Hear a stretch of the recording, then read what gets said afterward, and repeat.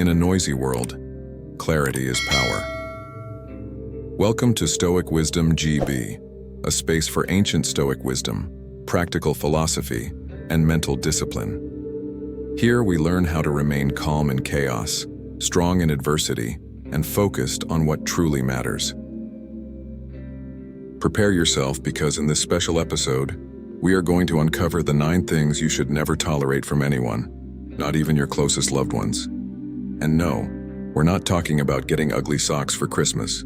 There are things we simply shouldn't allow, from unsolicited opinions to others' expectations that can hinder our personal growth. But don't worry, because not only will you learn to identify these emotional traps, but I will also teach you how to reject them with elegance and confidence. At the end of the episode, I'll reveal the most harmful thing you should never accept and how you can use it to your advantage. Let's get started. 1. The trap of unsolicited opinions. Have you ever felt like a magnet for unsolicited opinions, the kind that arrive without warning, like a salesperson knocking on your door offering something you never asked for? Well, my friend, today we're going to talk about the first weed we must pull out of our personal garden. Imagine this. You're standing in line at the supermarket ready to pay for your fruits and vegetables. Suddenly, the lady behind you sees your purchase and comments, "Oh dear, don't you think all that fiber will give you gas?" Boom! An unsolicited opinion in its purest form. These situations may seem harmless, even funny, but the reality is that unsolicited opinions can be as damaging as a herbicide to your dreams and self-esteem. Why? Because without realizing it, we start to doubt our decisions, to question our judgment, and in the worst case, to live according to others' expectations. The great Marcus Aurelius, Roman emperor and Stoic philosopher, said, "Don't worry about the opinions of others unless they align with your own principles." What wisdom! Few words, but with great impact. How do we apply this in our daily lives?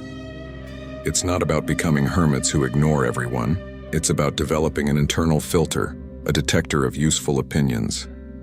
First, ask yourself, did I ask for this opinion? If the answer is no, you've already got a clue. Second, does it come from someone who really knows my situation and has experience in the subject? If it's your neighbor commenting on your career when he hasn't even worked in your field, it might not be the most authoritative voice. And most importantly, does this opinion resonate with my values and goals? Because at the end of the day, you are the expert on your own life. No one knows your dreams, fears, and motivations better than you. We're not saying you should ignore all advice. Sometimes unsolicited opinions can contain valuable lessons. The trick is learning to filter them like a gold prospector in a river full of stones. So the next time someone offers you an unsolicited opinion, smile, thank them, yes, even if it's the lady at the supermarket, and then decide if that opinion deserves a place in your mental garden or if it's better to let it go. Remember, your mind is like a precious garden. Take care of what you plant in it because that is what will grow. And if any unsolicited opinion sneaks in, don't hesitate to use your mental scissors to prune it. The dangerous gift of others' expectations. Have you ever felt like you're living someone else's life? Imagine your life as a blank canvas. You have the brush in your hand, ready to create your masterpiece.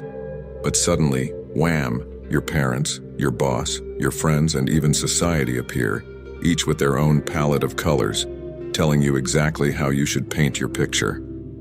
You should be a lawyer, says one. Get married before 30, insists another.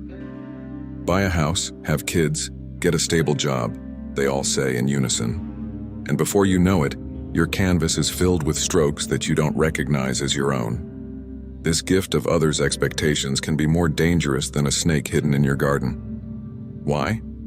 Because unlike unsolicited opinions, these expectations often come from people we love and respect, making them even harder to ignore. But history is full of people who dared to break the mold of expectations. Does the name Albert Einstein ring a bell? Yes, that tousled genius who revolutionized physics. Did you know that his teachers considered him a mediocre student? They even told him he'd never amount to anything. How wrong they were. Einstein didn't just challenge expectations, he shattered them. He dared to think differently, to question the established order, and ended up changing our understanding of the universe. Can you imagine what would have happened if he had listened to those who doubted him? We're not saying you should completely ignore everyone around you and live like a rebellious hermit. The key is learning to filter those expectations, to decide which ones resonate with your true self and which ones are better left behind. And this is where the Stoics help us. Epictetus, a Stoic philosopher, had a brilliant technique for dealing with external expectations. He said, "Some things are within our control and others are not." Simple, right? But incredibly powerful. Applying this to others' expectations, we could say, you can't control what others expect of you, but you can control how you respond to those expectations. So the next time you feel the weight of others' expectations on your shoulders, try this. 1. Take a deep breath and remember, they are their expectations, not yours. 2. Ask yourself, does this expectation align with my values and goals? 3. If the answer is no, thank them for the intention, because it usually comes from a place of love, and then let it go. 4. Remember that you are the artist of your life. No one else can paint your masterpiece. Living under others' expectations is like wearing shoes that don't fit, uncomfortable and potentially harmful in the long run. So dare to walk barefoot if necessary, but do it your way. Remember that at the end of the day, the only person you have to live with is yourself. So why not make that coexistence an exciting, authentic adventure free from others' expectations? 3. The hidden burden of favors with hidden agendas. Have you ever received a gift that seemed too good to be true? Imagine your life as a chess game. You're moving your pieces carefully, planning your strategy, when suddenly someone offers you an extra pawn. Sounds great, right? But what if that pawn is actually a Trojan horse ready to dismantle your defense from within? Favors with hidden agendas are exactly that. Poisoned gifts disguised as generosity. They may seem harmless at first, even beneficial, but they carry a hidden burden that can weigh more than any apparent advantage. How do we identify these tricky favors? Here are some clues. 1. Observe the frequency. If someone constantly offers you favors for no apparent reason, raise the alarms. 2. Pay attention to the timing. The favor comes just when that person needs something from you. Suspicious. 3. Listen to your intuition. If something feels off about a favor, it probably is. 4. Analyze the consequences. Does the favor put you in a compromising position, or force you to immediately return the gesture? We're not saying you should become paranoid and reject all help. The key is to develop a genuine favor detector. The philosopher Seneca, another of our Stoic friends, had much to say about true friendship and generosity. He believed that genuine favors are done simply for the pleasure of helping, without expecting anything in return. So the next time someone offers you a favor, ask yourself, is this person acting like the Seneca in my life, or more like a disguised salesperson? Remember, not all favors are traps. There are genuinely generous people in the world. The trick is learning to distinguish them. And most importantly, learn to say no without feeling guilty. If a favor doesn't feel right, if your gut tells you there's something hidden, it's perfectly okay to decline it politely. Because at the end of the day, your peace of mind is worth more than any favor. Don't let anyone make you feel indebted for something you didn't ask for.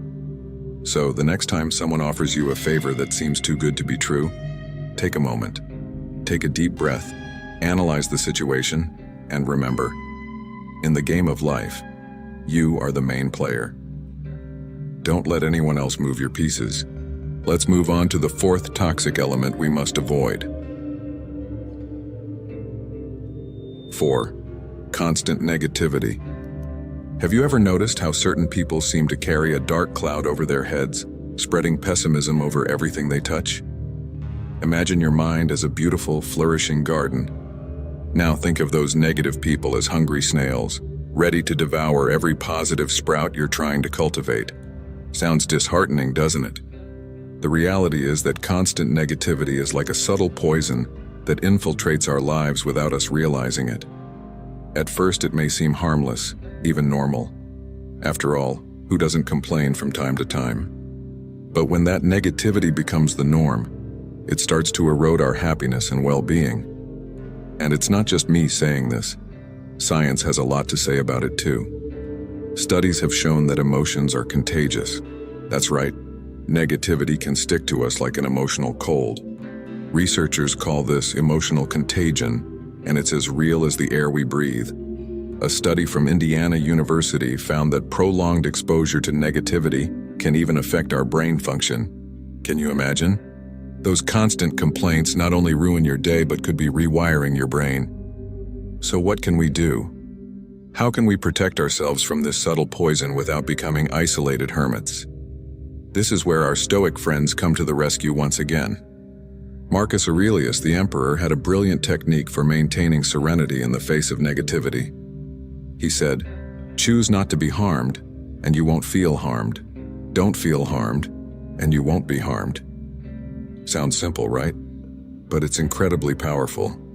What Marcus Aurelius is teaching us is that we have the power to choose how we react to others' negativity. So the next time you find yourself caught in a spiral of negativity, try this. 1. Take a deep breath and remember, others' thoughts and emotions don't have to become yours. 2. Ask yourself, is this negativity bringing me anything valuable? If the answer is no, it's time to set boundaries. 3. Practice empathy. Sometimes the most negative people are the ones suffering the most. Understand but don't absorb. 4. Cultivate your own mental garden. Fill it with positive thoughts, gratitude, and focused actions. Remember, you can't control others' negativity, but you can control how you respond to it. Don't let others' pessimism cloud your view of life. And if you find yourself surrounded by too much negativity, it might be time to make some changes in your social environment.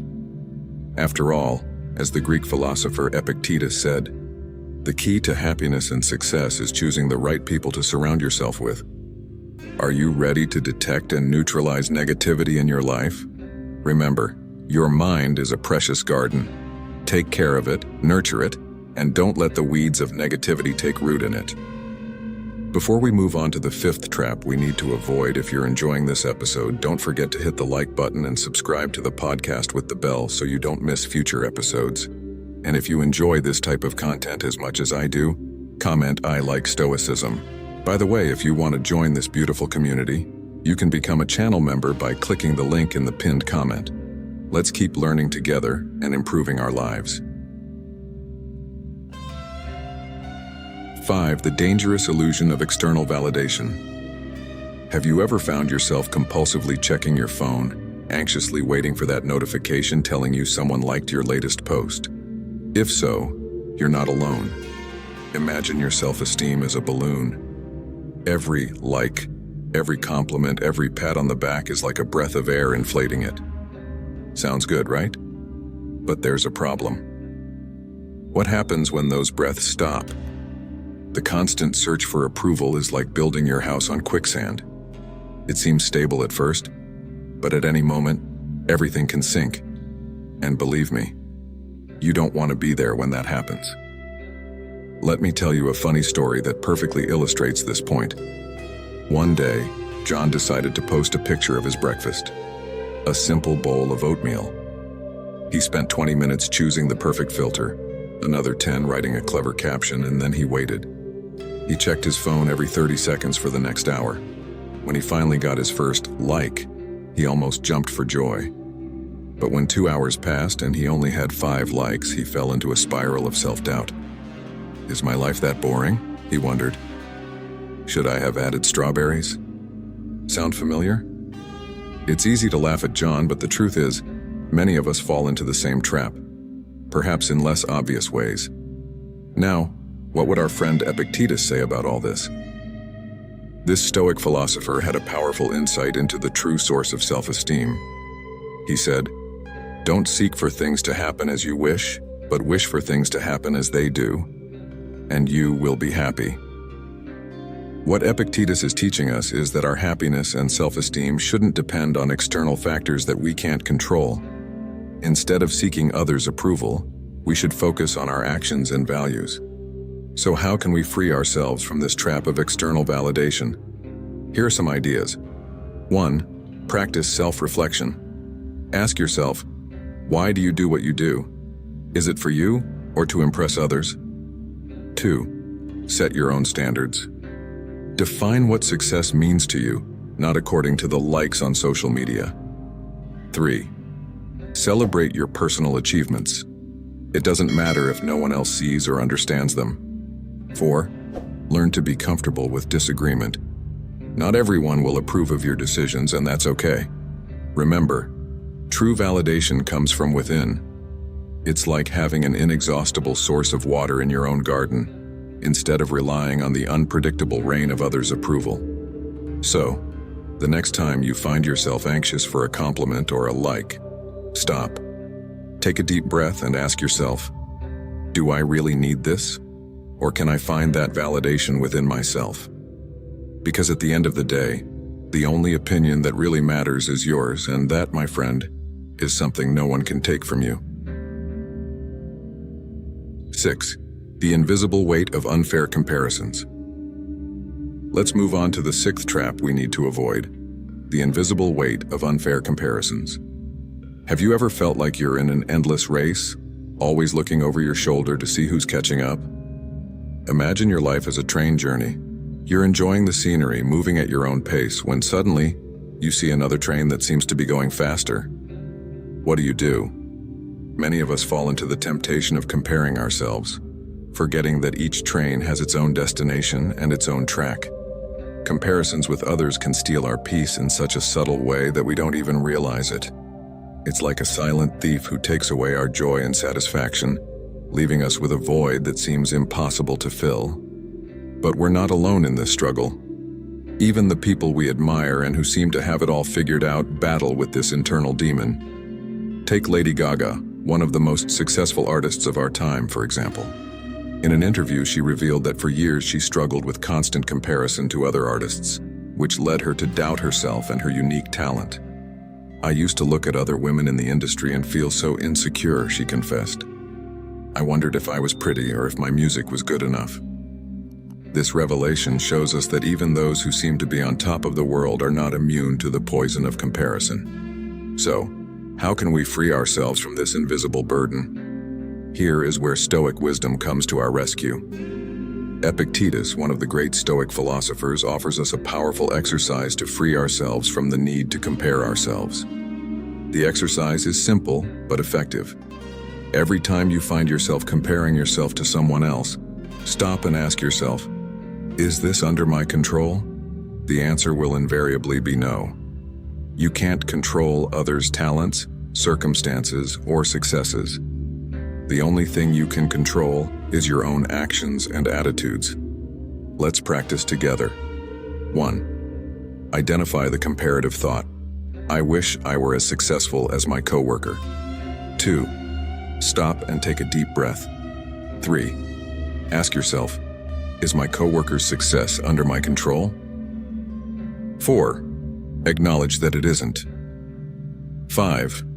Redirect your focus to what you can control. Your efforts, your dedication, your learning. This exercise may seem simple, but its power lies in repetition. Each time you practice it, you'll be strengthening your ability to focus on your own path instead of constantly looking at others. Remember, your journey is unique. There's no point in comparing your chapter 1 to someone else's chapter 20. Each person has their own pace, their own challenges, and their own victories. So, the next time you find yourself falling into the trap of comparison, imagine you're back on that train. Instead of looking out the window and comparing yourself to other trains, focus on your own journey. Enjoy the scenery, appreciate the stops along the way, and remember that every mile traveled is an achievement in itself. Because at the end of the day, the only comparison that really matters is the one you make with yourself. Are you better today than you were yesterday? Are you moving toward your own goals? That's what really counts. Trap number 7, the prison of unsolicited advice. Have you ever felt like everyone else is an expert on your life except you? Today, we're diving into the 8th trap we need to avoid, the prison of unsolicited advice. Imagine your mind as a house. You're the owner, but suddenly it seems like everyone has a key and enters uninvited, moving the furniture around and telling you how you should live. Frustrating, right? Unsolicited advice is like those unwanted guests. They show up unannounced, stay longer than necessary, and often leave an emotional mess in their wake. But how can we handle this situation without becoming antisocial hermits? First, it's important to understand the difference between solicited and unsolicited advice. The former is like inviting a friend to dinner. You expect, appreciate, and probably enjoy it. The latter is like that nosy neighbor who shows up at your door just as you're about to sit down to eat. So, how can we handle unsolicited advice politely? Here are some strategies. 1. Thank them, but don't commit. A simple, "Thank you for sharing your opinion," can work wonders. 2. Set clear boundaries. "I appreciate your concern, but I'd prefer to handle this my way." 3. Redirect the conversation. Subtly change the subject to avoid more unsolicited advice. 4. Use humor. Sometimes a light joke can ease the tension and convey your message. Remember, it's not about being rude. It's about protecting your mental and emotional space. Now, what would our friend Marcus Aurelius say about all this? This philosopher-emperor had a deep vision of inner wisdom. He wrote, "Look within yourself.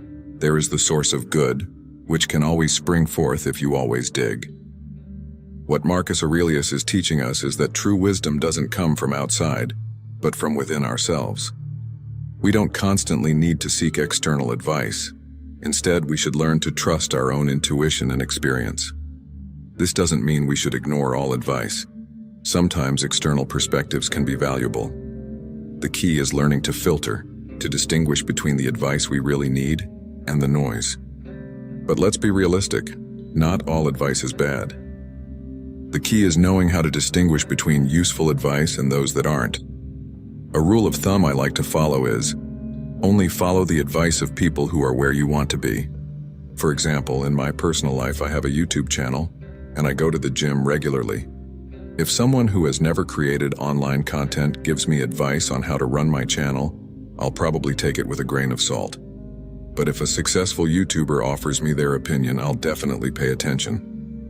The same applies to the gym. If someone who has never lifted a weight tells me how I should train, I'll appreciate their interest but follow my own path. However, if an experienced trainer gives me advice, I'm more likely to consider it seriously. So, the next time you find yourself bombarded with unsolicited advice, take a deep breath. Remember that you are the expert on your own life. No one knows your situation better than you. Practice the art of listening politely, but don't feel obligated to follow every piece of advice you receive. Treat unsolicited advice like a buffet. Take what serves you and leave the rest. Remember, the most important voice you need to listen to is your own. As Marcus Aurelius would say, true wisdom is within you, waiting to be discovered. So, are you ready to free yourself from the prison of unsolicited advice? Remember, your mind is your castle. You decide who enters and who stays. Don't be afraid to be the guardian of your own thoughts and decisions.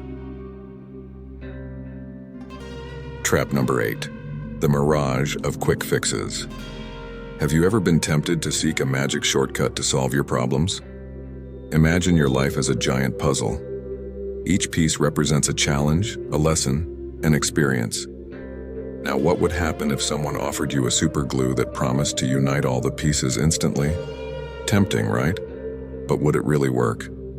Quick fixes are like that imaginary super glue.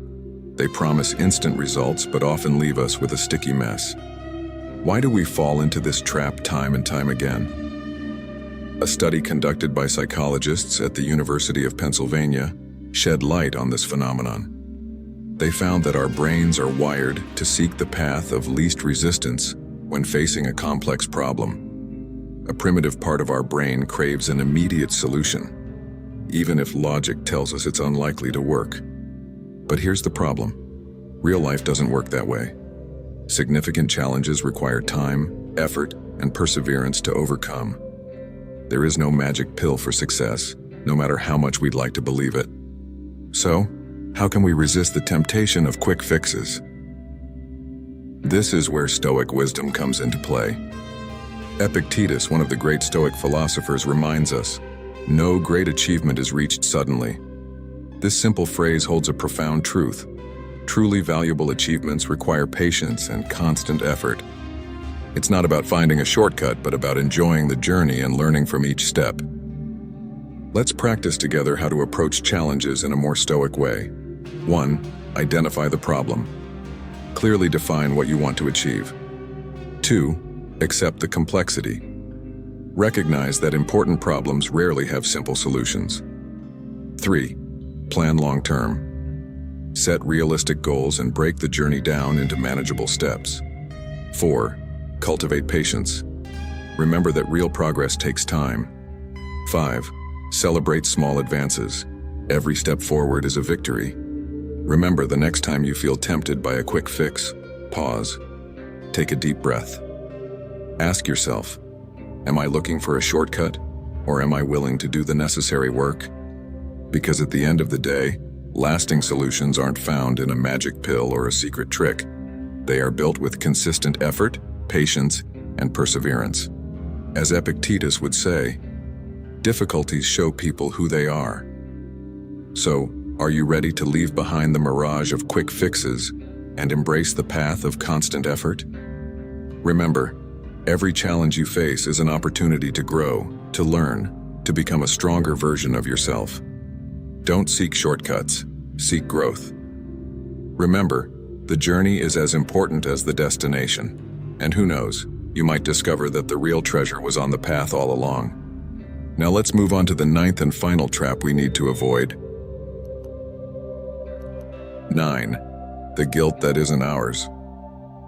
Have you ever felt like a magnet for others' guilt? Imagine your mind as a garden. You've worked hard to cultivate positive thoughts and healthy emotions. But suddenly, someone comes along and starts throwing their own weeds into your space. What do? Many of us, out of habit or to avoid conflict, accept them without thinking. But accepting others' guilt is like watering those weeds. You give them life, you let them grow, and before you know it, they've invaded your entire mental garden. Why is it so harmful to accept guilt that isn't ours? First, it robs us of energy that we could use for our own growth. Second, it distorts our perception of reality. And third, it keeps us trapped in patterns of victimization. So how can we free ourselves from this trap? Here's a practical technique for setting healthy boundaries. 1. Identify. Recognize when someone is trying to pass their guilt onto you. 2. Breathe. Take a moment to calm down before responding. 3. Validate. Acknowledge the other person's feelings without accepting the guilt. 4. Set boundaries. Clearly communicate that you won't accept that guilt. 5. Redirect. Encourage the person to seek constructive solutions.